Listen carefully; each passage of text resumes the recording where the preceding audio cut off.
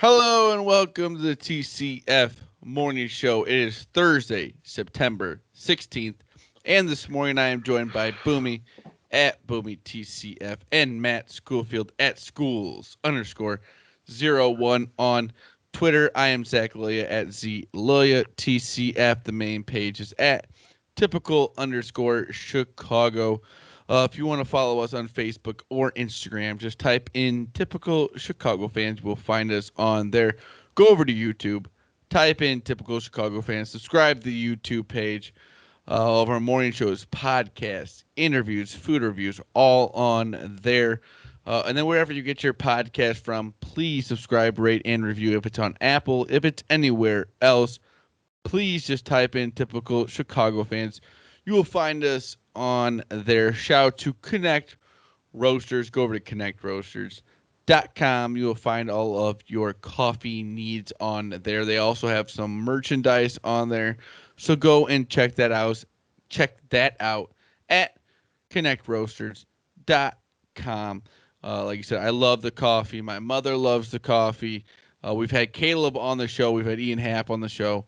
So if you want to get some Connect Roasters coffee, go over to connectroasters.com and follow them on all social medias. We love them. Thank you to Connect Roasters. But fellas, how are we doing? Doing great, man. Weekend's right around the corner. Lots of football, and on week 2 of the NFL and 3 of college football. So, right, We got 3. college football. We got NFL.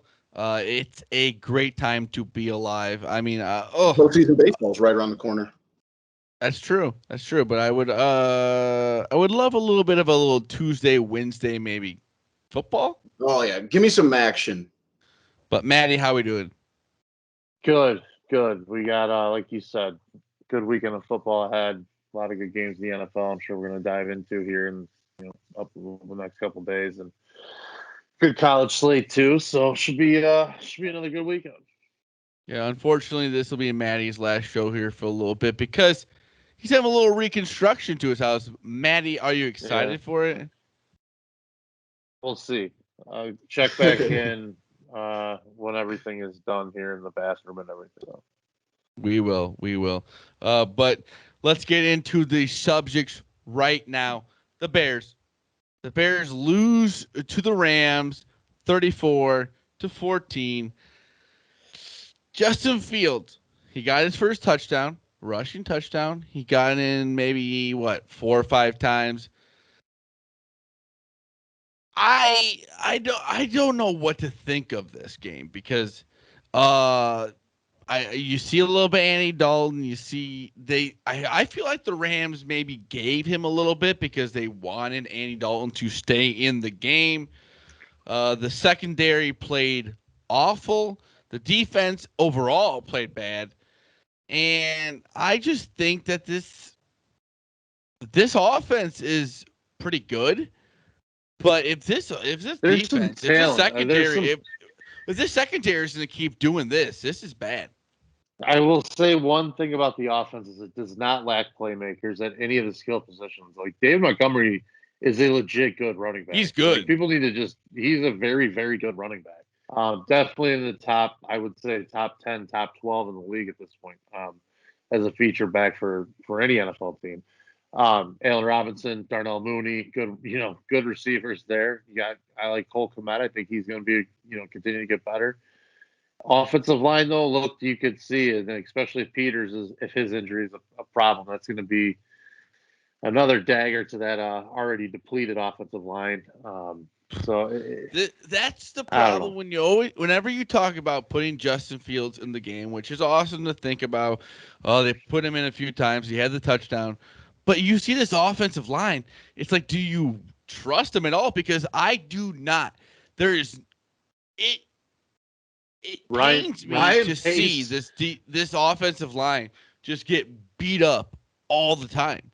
Ryan Pace would put together an absolutely dynamite 7-on-7 team. When you just don't have to worry about offensive line, he'd be fucking fantastic because he just forgets you're so right. You're so right, Maddie. They're needed every year. It's ridiculous, man, because every season we've been saying this. So Yeah, I don't know. You can beat your head into the wall with this guy, but we're definitely stuck with him for a little bit more. I think at least another 2 or 3 years probably at this point. So I don't know. We'll see. I'd like to see Fields sooner rather than later. I think he'd be more effective than Dalton just with the shoddy offensive line and ability to go downfield. I think Dalton attempted 2 passes over 15 yards, and both were incomplete. Like You uh, already you already see you some know, of the wide receivers getting a little annoyed with you everything. don't win in the NFL like that anymore. You just don't. Very true, Matty. Very true. So we'll see if Justin Fields hopefully gets put more into the offense when they play the Cincinnati Bengals on Sunday at noon, which As we a will favorite. preview. Yeah, as a favorite, which we will preview on the show, on the podcast here in the next few days. But I'm a little nervous here to think about where the Bears are going. Hopefully, they let Justin Fields take over, but we'll see. I've heard a lot of different stories. If it's going to take 3 to 4 weeks, I don't think the Bears have that long to save their season. Hey, what am I to say though? Hey, they are in I was technically going to say first you didn't place in the lose division. didn't lose anything in the division. So I like that a lot. But let's move on to our Thursday night football picks. We have the Giants going to the Washington football team, DC, with no Fitzpatrick. I think it's what is it, Henny? no, Taylor Heineke, I think. Heineke. Sorry, Heineke. Uh, fellas, I'm going Giants plus 3.5. I Yep, know I'm it's with I you. know it's I know it's in Washington, but I don't trust Heineke, and I think that this Giants team, with if Saquon can get going here, if he gets a few more rushes than last week, can get going here on a short week in Yeah, Washington. it definitely felt like they were kind of dipping their toe into the whole Saquon Barkley, only 10 carries last week Oh for yeah, they didn't 26 want to yards. they didn't want to rush him back too quickly. Exactly. And I think that, I don't know, I said this in our preview earlier. I thought that the Giants were going to be improved, and I thought that Washington had a good team, but obviously you throw Taylor Heineke in there and it really shakes things up. I think that New York has a pretty solid running backs and wide receivers crew. A lot of this is going to come down to their defense, and I think if their defense is going against Taylor Heineke compared to a game manager in Ryan Fitzpatrick, you just never know with a guy like Taylor Heineke. So give me the Giants in that game as well. Plus, I got a plus 3.5. So Yeah, that's what I got too. Maddie, what you got? Yeah, I think I'd probably take the Giants as well. I don't really like either team, to be perfectly honest. I don't think either team has a lot of upside for the length of the season in general. But um, the only thing is Washington's defense, I do think is very talented, and they've got the ability to kind of shut down a quarterback like Daniel Jones. So it's one thing to watch. If it's I don't know. I'm gonna I'll probably side with you guys on the Giants. I just don't feel great about it. I'll just put it that way. yeah, it's one of those things with Daniel Jones. Like, yeah, he has his moments, but also like you guys have talked about the Bears line. Like the Giants' offensive line is not good either, and he's a kind of quarterback that if things fall apart around him, it could get really ugly. In the way that Washington's defense plays, they could make it Fumble tough on problems him. are real. Yeah, yeah. So I think it'll be, I don't know. It just doesn't seem like the best week 2 Thursday night game, especially with the state of the Washington football team. But I do think it's going to be, I think that Washington's going to stick in it. I like their money line to dabble a little bit in it, but that game, I think it's going to come down to a something in the late fourth quarter. I think it's going to stay close. One But little tidbit I do see there's something interesting too with the total. Over is only 41 right now. One thing I want to point out on Action Network, they have their bet percentage at 52% of the bets are coming in on the over, but 80% of the money's coming in on the over. So that means like the heavy hitters and the big spenders are playing the over big time. So interesting to see, keep an eye on there at a low number 41. Two solid defenses, two questionable offenses. Probably a good way to go with the over. Usually, fade what you think. I like that. there we go with our guy Maddie with the picks there. We said Thursday night football. I know it's Giants, it's the Washington football team, but it is NFL, so It's it's better than no football. football. It's better than no football, Boomy. I Oh, love yeah, that. for sure. But as we watch the White Sox right now, it is 3-2 in the bottom of the ninth with the guy in second base. Their magic number while they are playing this game is 7. So they are getting closer and closer to clinching the division. They're just trying to get to the playoffs here, boys. They got like some guys on the IL, maybe just a little bit of rest here, which I understand. They're getting ready for the playoffs, which I love. What do you guys got to say about this White Sox team? This White Sox team is good, and I don't think they're doing too much in the month of September. They're getting guys back. Which is totally understandable. Yeah, they're getting guys healthy. They're figuring out that rotation, especially we've talked till we're blue in the face about the back end of that rotation and guys coming out of the bullpen and everything. I think whatever they decide on is going to be okay. I think that offense has enough firepower. You just have to not go cold in the postseason. I mean, you could literally say that about every team because I think the White Sox are one of the best teams. They're the third best record in the American League right now.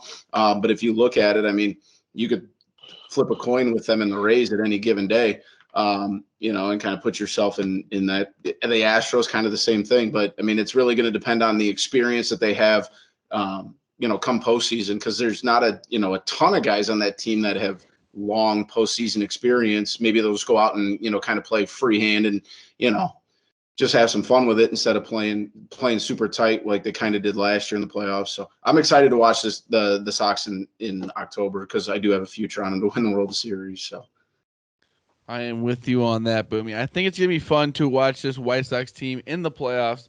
Like you said, just kind of got to get there. Got some guys in the IL. They're just trying to get people healthy, which I understand. Maddie, you got any thoughts on them? Yeah, I mean, it's like you said, we've been pounding the drum for the last 6 weeks. I feel like keys, stay healthy, get healthy. Keep trying to get on a good. You want to be on a good wavelength going into October. You want to be playing. I don't know about necessarily if it matters if you're playing your quote best ball, but you just want to be in the right mind frame. You want everyone to be in good shape. So I like what they're doing too. They've gone to a 6-man rotation a little bit, stretching out Rodon, giving him an extra day of rest. He's kind of been dealing with some arm fatigue, missed a couple starts here and there the last 3 or 4 weeks. And I think kind of preserving a guy like that and making sure his arm's going to be fresh in October when you're really going to need him is key. That is very true, Maddie. So you're trying to get everybody healthy for the White Sox for their playoff run.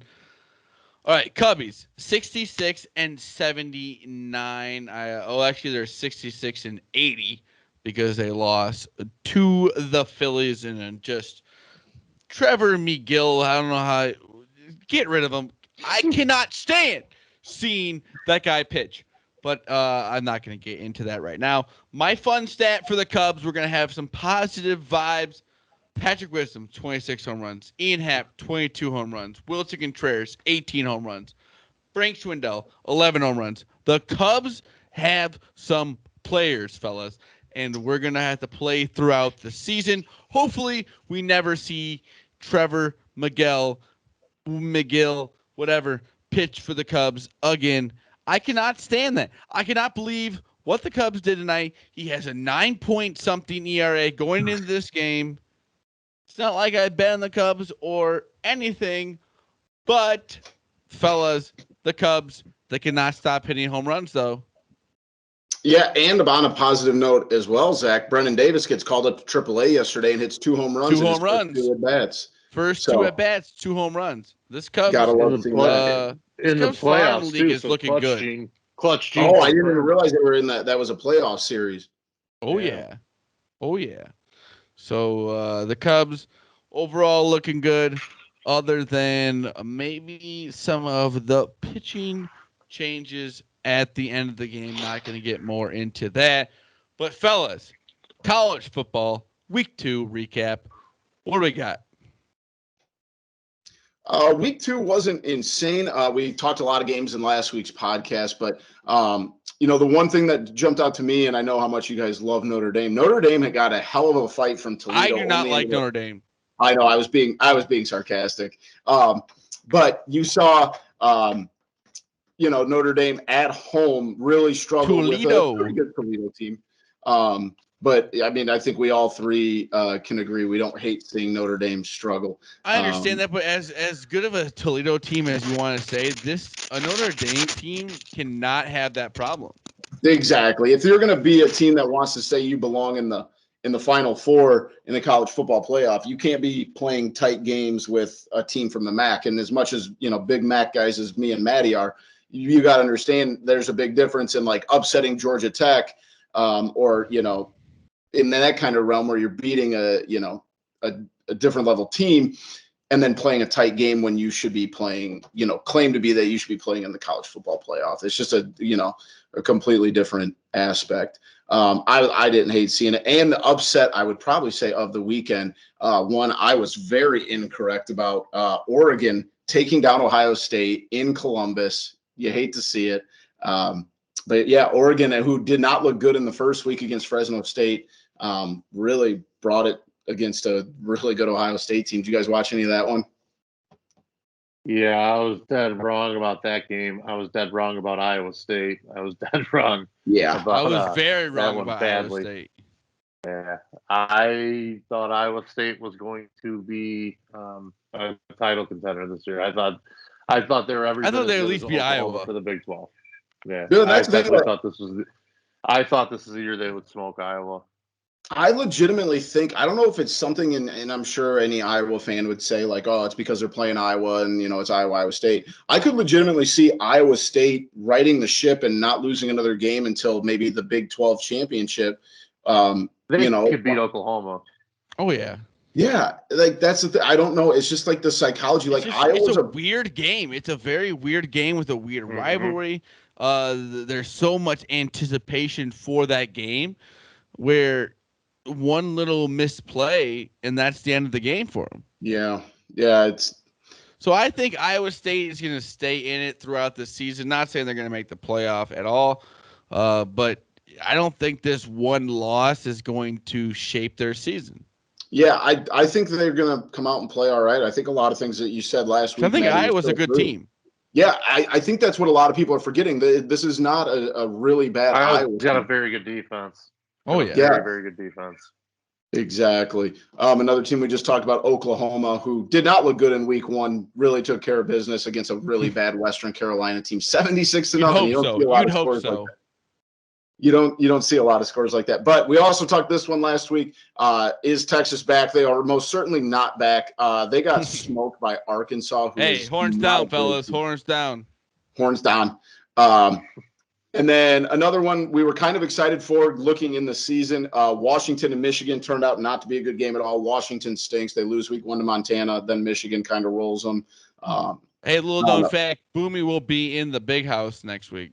First time ever on Saturday. So it'll be, Washington, I feel bad for our guy Bobby who picked them to win the Pac-12, and they start off 0-2. So that's probably not a great sign of things to come for the Huskies. And then the last one I had of the weekend, we talked a little BYU, Utah.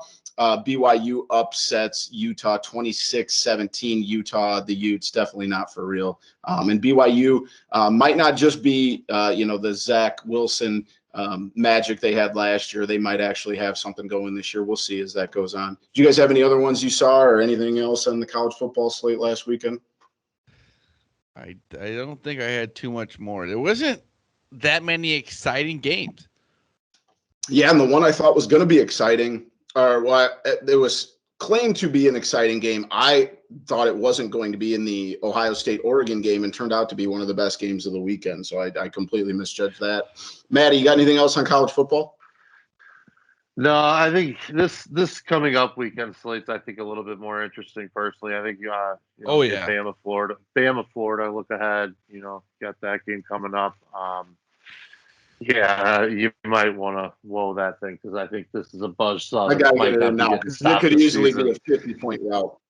I love Bama. If it stays at 14, oh God, they can score. They throw up 2 touchdowns in the blink of an eye. Yeah. Another team I like this week too. It's going to be an interesting game. I shouldn't say I like anything gambling wise yet, but that USC Washington State game, USC after firing Clay Helton, after 2 weeks. That Very should have been surprised. done. You can make the argument it should Oh have been yeah, done a that long should have been time done ago, but before the season started. they go up to Pullman, which is never an easy place to play, and we play Washington State, so that should be an interesting game at least. So there's a good slate. Oklahoma, Nebraska, like you said, Purdue, Notre Dame's another good one. Miami, Michigan State could That'll be be a another good one to one. watch. There's some weird gambling trends going on in that one this week too. So I don't know.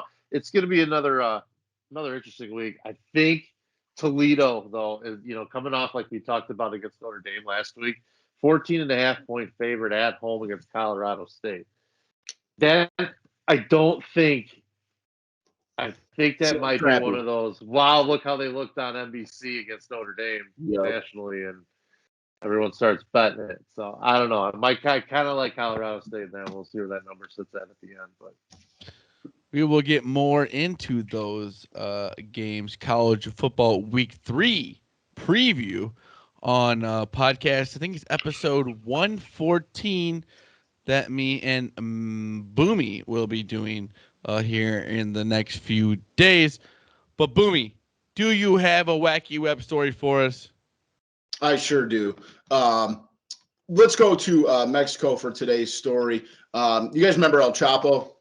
I do. oh yeah, Maddie? yeah. Everybody remembers El Chapo, right? Well, El Chapo is in federal custody right now for being the biggest drug lord in the world for well over a decade. Was apprehended in like 2015. Whatever. He's in Hell federal. of a tunnel guy too. Yeah, Mount Rushmore of tunnel guys. It's Andy Dufresne and El Chapo are at the top two. One and 1A, right? Yeah, no question. Yeah, I'm sure we could go deeper, but we'll do that at another date. No, we'll let those two guys go deeper. Hey-o. Anyway, so Nice. he has these mansions throughout Mexico, obviously, with That's all what of she the said. money. All right, I'm going to continue on El Chapo. Was I late on that one? I'm so sorry.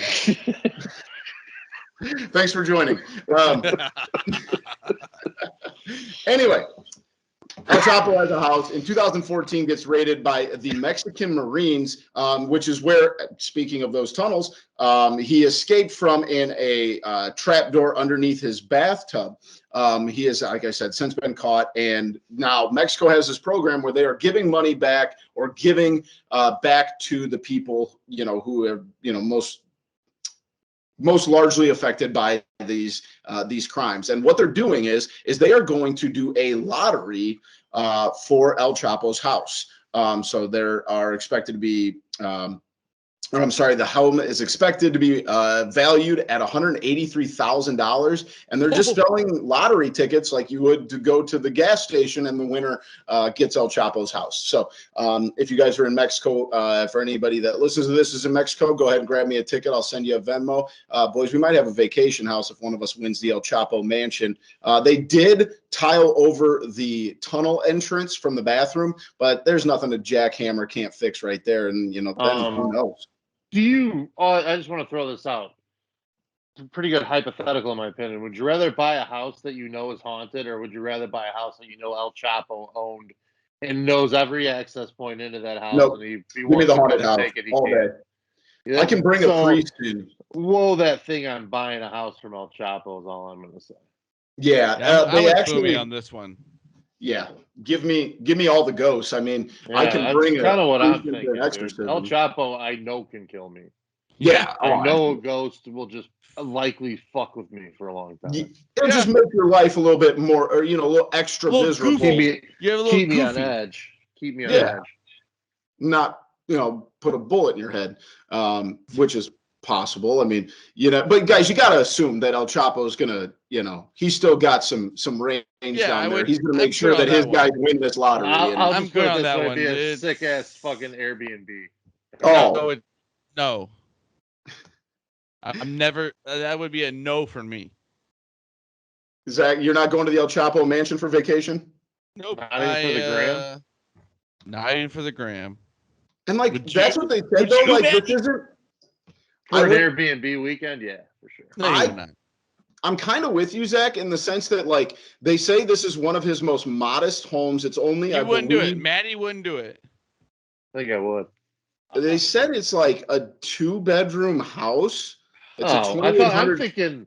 I'm thinking like the party place, dude. Like some kind of like What do you mean mansion or party something. Yeah, place? I was thinking like where Tony What? Montana lived in Yeah, Scarface, I want but it's pools. not. No. I want pools, palm trees. That's Like not how all this of it. works. That's not how this works. Yeah, I've seen Narcos, dude. Come on. Yeah, you make a Very good valid show. point. Very good show on Netflix. But fellas, one more thing before the show gets over with here. Norm Macdonald. If you guys have Legend. never seen some of the stuff that this guy has done, just go to Twitter, go to wherever, go to Google, look it YouTube. up, look at some videos. Unfortunately, he passed away the other day of a very private battle with cancer at the age of 61, I think. Believe you're This right. is some of the funniest stuff I've seen. If you've never seen any of the stuff that he's done, just look it up on Twitter, look it up on Facebook, look it up on the internet, whatever. It is some of the funniest, Yes. sarcastic jokes that you just may not understand, but they, for some reason, will make you laugh. It's And what, Boomy? it's the deadpan delivery that he Yeah. is so known for, that is so against the grain of what most people think of, stand-up comedians. And like, I think, Zach, you're saying all these videos that we've talked privately, so many different ones. He did the roast. The one that I'll give is the roast of Bob Saget, and everybody goes up there and is just X-rated joke after X-rated joke. And Norm Macdonald goes up there for 8 minutes and basically just tells like the most G-rated jokes, like "Bob, you're ugly," like stuff like that. And it's just absolutely flawless. If you don't know, you think you've seen Norm Macdonald, probably the biggest role you've probably seen him in. He was in Billy Madison. Everybody's seen that movie, but just an incredible stand-up comedian. Saturday Night Live, obviously. But yeah, I mean, he was one of the most unique stand-up comedians that I listened to.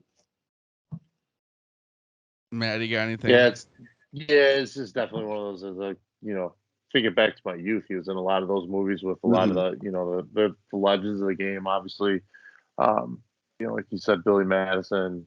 All the guys from those movies, and then the Saturday Night Live crew. And he always had those roles in movies that just kind of popped up, or kind of like you said, it's all in the delivery with him. It was all like the dry humor, the So witty humor. sarcastic. Super Yeah. smart guy. It seems like too, like really intelligent, like kind of a big yeah. poker player. So yeah, it's like you kind of respect that he probably wanted to deal with his illness and in his own way, and he just kind of hope he found peace and everything too. Absolutely. Zach, you mentioned all those videos. Did you have one that you've seen in the last couple of days that was your favorite? I don't know why this one stuck out to me so much, but it's the one where he talks about, it's a moth joke that he does on Conan O'Brien. And I won't go into the whole joke or whatever, but it ends by saying the doctor goes, "But how did you get here? You're so troubled. How did you get here?" And he goes, "I saw the light. The light. It was the light because he's a moth." Classic. And just the way he said that joke, and just some of the stuff.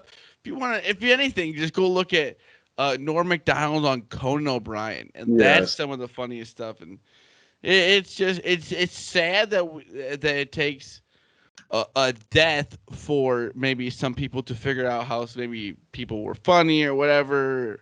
But if you want a good laugh this weekend, make sure you look up some Norm Macdonald stuff. It is some good stuff. But thank you to Boomy at Boomy TCF and Matt Schoolfield at schools_01 on Twitter for joining me tonight. I am Zach Lilia at ZLilia TCF. The main page is at typical_Chicago. Follow us on Facebook or Instagram at Typical Chicago Fans. Go over to the YouTube page, Typical Chicago Fans. Subscribe to the YouTube page. Wherever you get your podcasts from.